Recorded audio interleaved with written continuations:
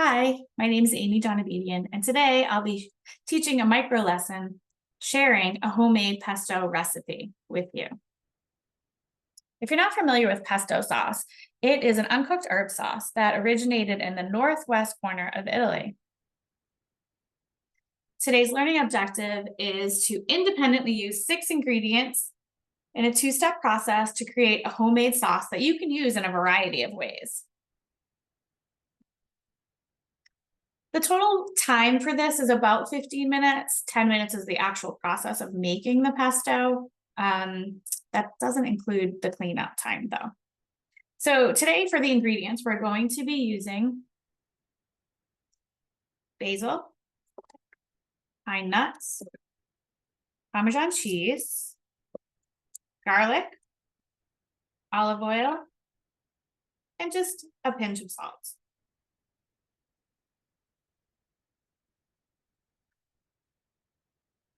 Some of the tools that you're also going to need today would be a food processor. If you don't have a food processor available, you could also use a mortar and a pestle. If you don't have this or a food processor, you could just make sure that you finely chop all of the ingredients and mix them up really well, and you'll be fine. Other tools, a variety of measuring cups, a grater, a medium-sized bowl, a spatula or a spoon, a knife,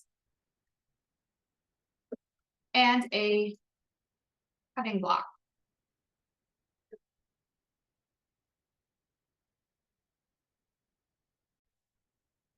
The first step in this 2-step process is to combine all of your ingredients except for the Parmesan cheese into the food processor.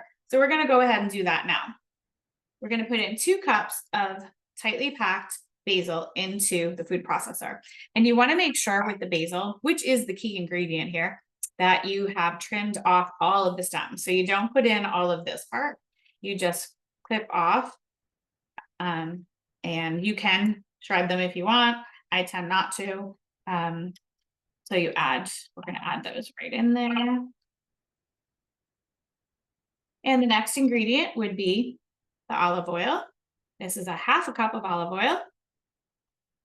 And then we have 1/4 cup of pine nuts. And we have 2 cloves of garlic. And a little trick with the garlic, fresh garlic is definitely another key. You want to take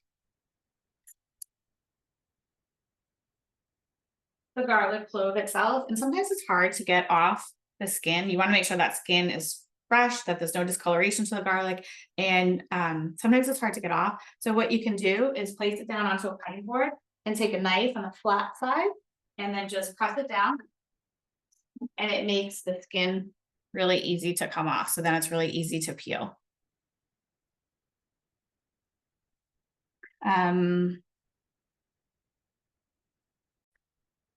Now that we have all of our ingredients inside of the food processor, we can go ahead and blend them together. And what we're going to see is that that olive oil ties all of the flavors together, and that the pine nuts, once they're blended, they're going to make the pesto sauce. It's kind of like the glue that holds it together. It's going to make it into like a nice paste. So here's what our pesto sauce is looking like after it's been blended. And we're going to add in a pinch of salt. And then we're going to transfer it to a bowl. Put it into a medium-sized bowl.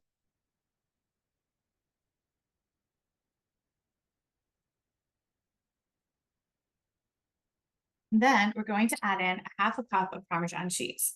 And Parmesan cheese really gives it the salty, savory flavor. And it really does make a difference to use fresh Parmesan cheese and to grate it yourself. Today, most people are in a hurry, so sometimes it is easy just to grab the already pre-grated, but you can just even smell the freshness. This is really going to make a difference for your pesto sauce.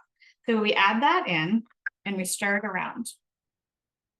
And then at this point, you can season to taste. If you think it needs a little bit more salt, you can go right ahead and add that.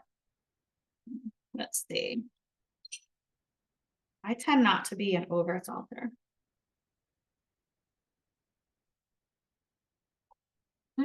I think it might I just grabbed a fresh spoon too. I think it might need just a pinch more. It is really good though. So if you're wondering what you do with pesto sauce, if you're unfamiliar with it, you can make fresh homemade pasta, or you could buy it with a box and make any kind of pasta dish and add in the pesto sauce with fresh grated Parmesan cheese, some tomatoes. You could also make a cold pasta dish. I like to take this and put it onto swordfish and then put it on the griddle, and it gets like a nice coating on it. So, and I've also used it with ground turkey and ground hamburger to make a pesto avocado turkey or a chicken burger on the grill. So some more great ideas.